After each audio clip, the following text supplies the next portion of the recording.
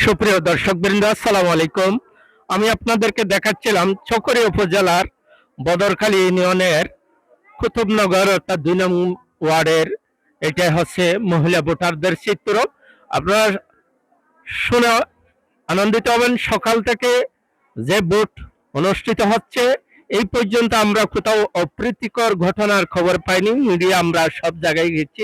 এটা হচ্ছে বদরখালী ২ নম্বর ওয়ার্ডের কেন্দ্র। মহিলারা সকাল থেকে এইভাবে শান্তশিষ্টভাবে দাঁড়িয়ে আছে ভোট দেওয়ার জন্য। ভোটের উৎসব যে বিরাজমান তা তাদের চেহারা দেখেই বোঝা যাচ্ছে।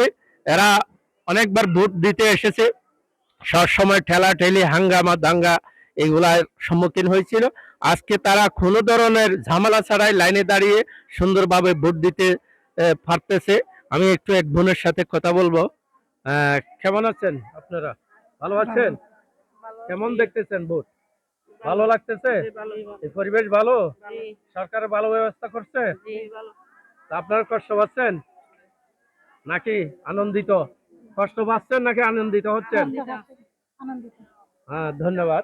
আসলে মহিলাদের একটু ভোট কাস্ট কম হওয়ার কারণটা হচ্ছে তারা ভোট ওই টিপ দিতে এবং টিক চিহ্ন দিতে আমি যেখানে গেছি একটু সময় নিতেছে। পুরুষেরা দ্রুত এসেই টিক চিহ্ন এবং শিল মেরে দ্রুত চলে যাচ্ছে। তো আমি মহিলাদেরকে বলবো ওইখানে টিক চিহ্ন দেওয়ার জন্য কলম আছে, যে হাঁ বুটে এইভাবে টিক চিহ্ন দেওয়া দেবেন। যার পছন্দ সেই প্রার্থীর ওখানে তাদের প্রতীক আছে, মার্কা আছে, মার্কায় শিল দিয়ে দ্রুত চলে গেলে আপনাদের কষ্ট হবে না। এটা হচ্ছে মহিলাদের একটু দেরি হওয়ার কারণ আমরা অনুসন্ধান করে এটাই পেয়েছি। এখানে দেখেন পুরুষের কোনো লাইন নেই, পুরুষেরা দ্রুত এসে সকালেই এসে ভোট দিয়ে চলে গেছে।